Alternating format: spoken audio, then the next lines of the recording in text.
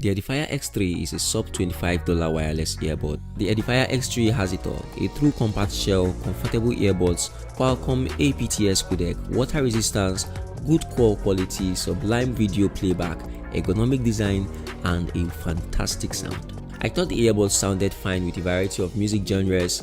However, I mostly listen to chill pop and Afrobeat music, so that's what I've been using them with.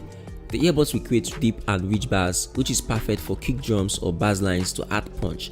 Overall, there is a high degree of clarity here. The earbuds additionally have some little openings for the receivers and an LED status light. The earpieces can be recharged 3 times before requiring power again, and the earpiece have a battery life of 5 to 6 hours per charge. A micro USB charging port is located at the back of the charging case.